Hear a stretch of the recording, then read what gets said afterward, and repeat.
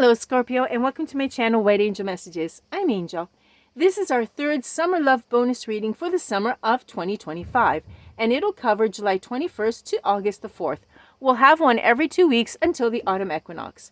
First, we'll take a look at the specific good and not so good days for love. Then we'll get some messages from the tarot, and lastly, we'll finish off with an oracle message for those that are in a long-term committed relationship and those that are single and are looking for love.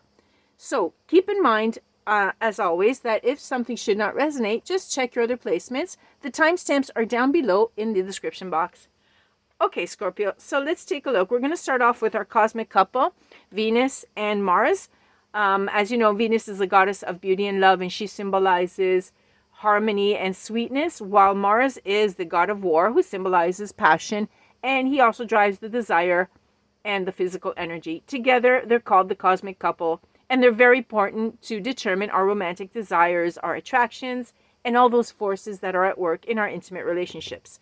So let's take a look at what's going on with them. Starting on the 21st, the very first day of our reading, we have a yellow warning. It's not green and it's not red. Why? Well, Venus is green and Mars is red, exactly like these two cards.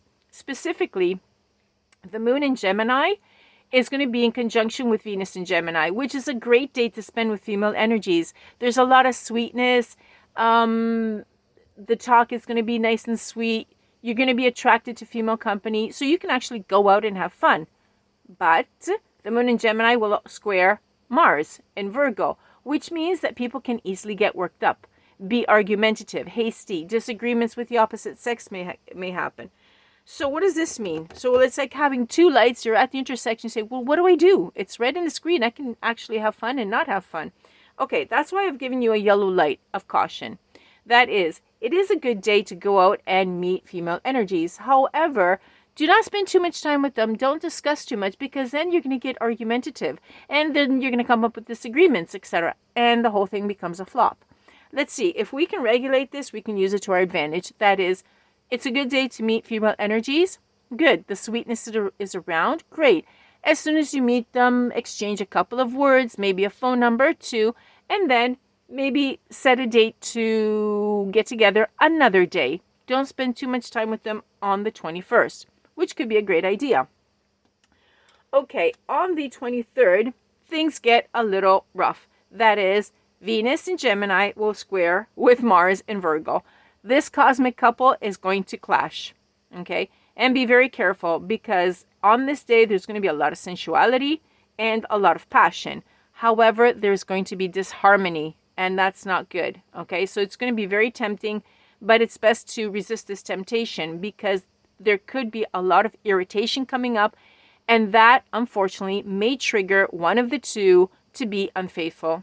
Okay, so it's something that nobody wants. So it's definitely going to get a red X. Absolutely, like spend the day by yourself. The next day, so we find an excuse and maybe we'll meet up the next day. The 24th of July, you get a beautiful green heart.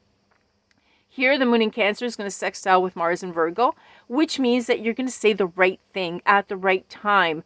Attraction will be great. It's going to be a really good relationship day.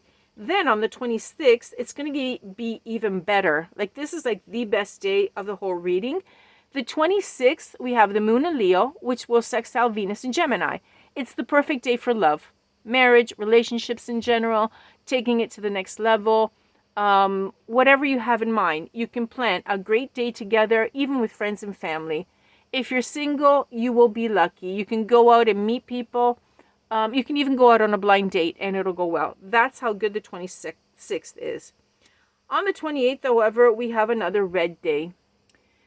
Okay, here we have the moon in Virgo, which is going to be in conjunct to Mars in Virgo. Yeah, when Mars is upset, it's definitely a red X. Okay, he is the god of war, so he does not like gossip. He can't stand it. It gets him irritated.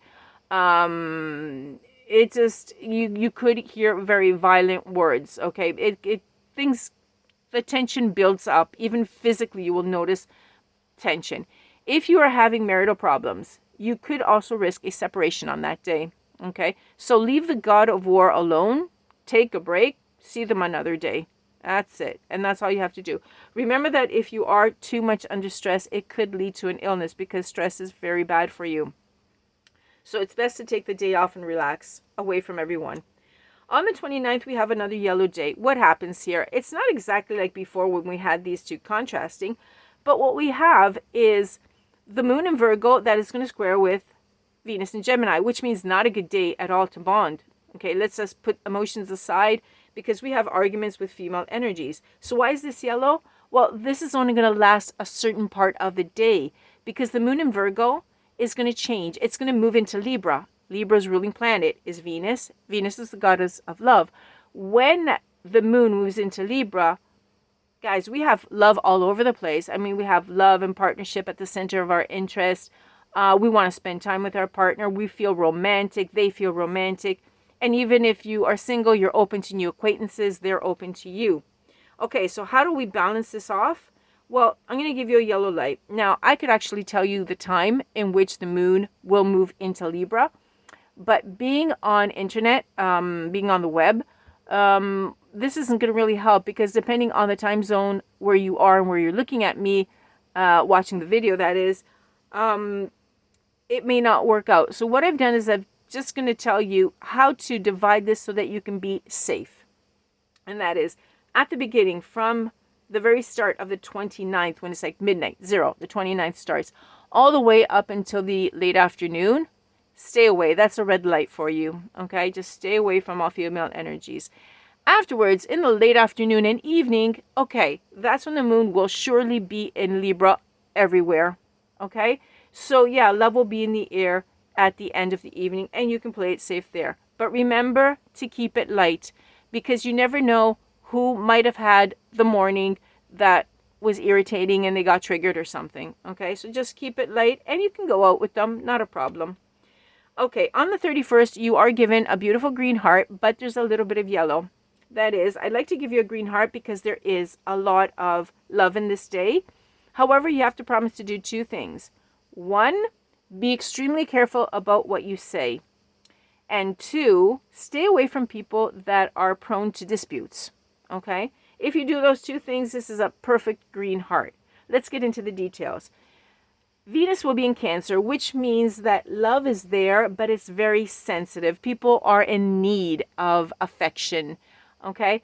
You can express your love by caring for others and understanding them, but remember that if the wrong thing is said or it's picked up in a bad manner, and this can be very easily done because we have Mercury retrograde during this whole reading, okay?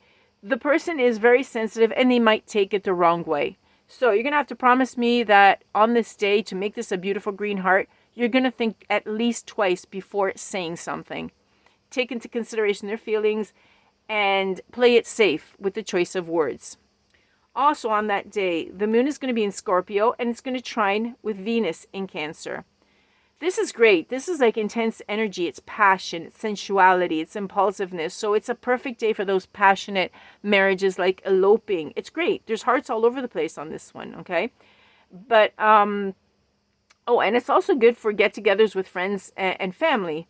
But, however, be very careful. If you do have a get-together and everybody's really happy, be careful with people that are prone to disputes. They shouldn't be there because otherwise they'll ruin something.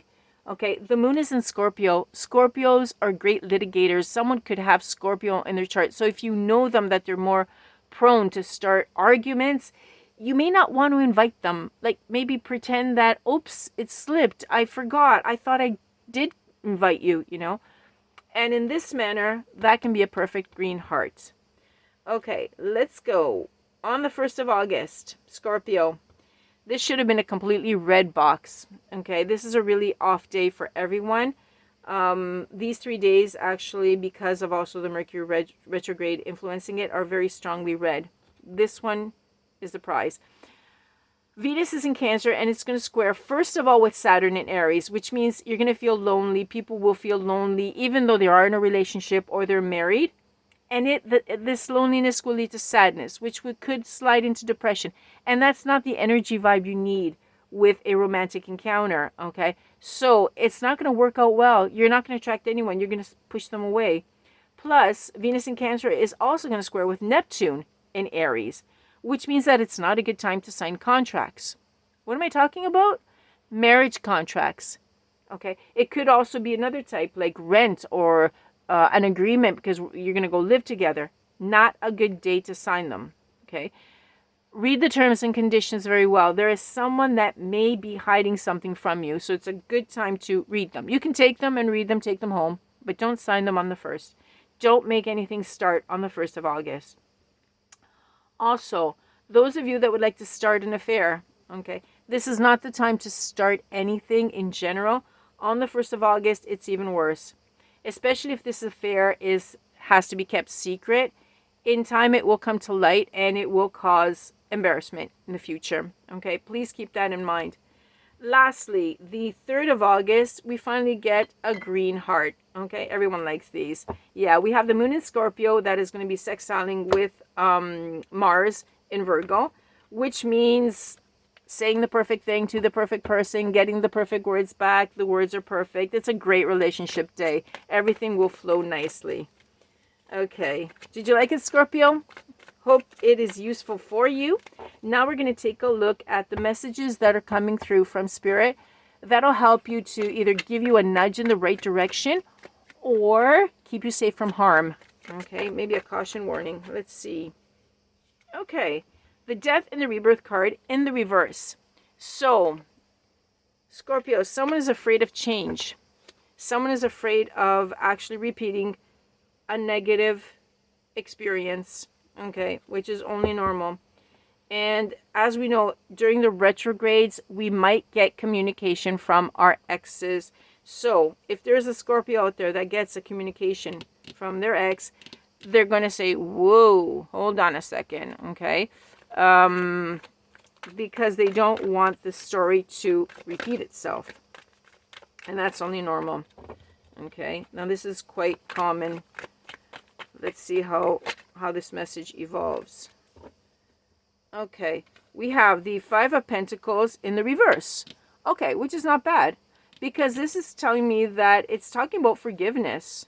Okay, you have this fear, but something what is going to be said or something or other, you're going to recover from whatever it was, that adversity, and there's a feeling of forgiveness here, which is not bad.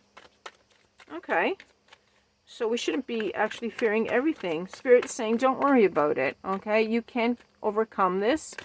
There's forgiveness. Then what happens there is up to you. Of course you have free will, unless Spirit comes through with a little bit more of message. Let's see. Whoa, there we go. Did anything else flip? Okay, you have the Judgment in the reverse. So, yeah, you have a little bit of doubt. You're still scared a little bit, okay? They're saying that it's not necessary. But, of course, only logical. If you were burnt in the past, you might be having a little bit of doubt. And what I'm picking up is perhaps you didn't understand the why to this mechanism. The story had to happen in that certain manner. Maybe there was a lesson for you to learn. Perhaps you didn't learn it, so you have this fear. Reflect. I heard reflect. Take a day off and reflect about something, because if you go inside of yourself, Spirit is saying you'll understand why it happened. Okay? And you can go towards forgiveness. You don't have to continue the story with them. But what would be good for you, for your spiritual growth, is that you understand why it happened. So that way you could put, let's say, if you wanted to, put an end to it. Okay, or just say, okay, stop, that's it. I've gotten over it. And that way you can feel better. Okay, let's take a look. The Ace of Swords, the truth is going to come out. Okay, you're going to get information from this person. You're going to get clarity, finally. Okay, and that'll help you to understand something. This is really good. This is really important. Okay, information always brings about clarity, and you'll understand something, and that'll put your mind at ease, and it'll give you peace. Okay, so why did my Death card come out now in the upside down position? Yeah, you still have self-doubt. This is a tough one. There's a Scorpio out there that went through something really tough. You can feel it. Okay, you really were hurt, and so you have a lot of self-doubt, and you're justified, of course, Scorpio. Okay, we all understand that. Okay, let's see. So Spirit is trying to nudge you towards it, but yeah, you're really hesitant for it. Okay. Well, you have free will. We all want you to be better, to feel better, and to go on and let it go, but you obviously have free will. You were hurt. You were really hurt in this situation. Okay, let's see. Your Queen of Cups is in the reverse, and you got your Six of Cups. There we go. Okay.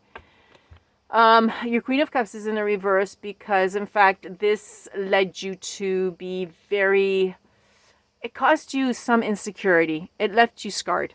Okay, this is what I'm picking up. It left you scarred. And the Six of Cups is bringing back a lot of memories for you. And it's really difficult for you to move on. Okay, Spirit wants to nudge you, but yeah, we understand it. We understand it perfectly.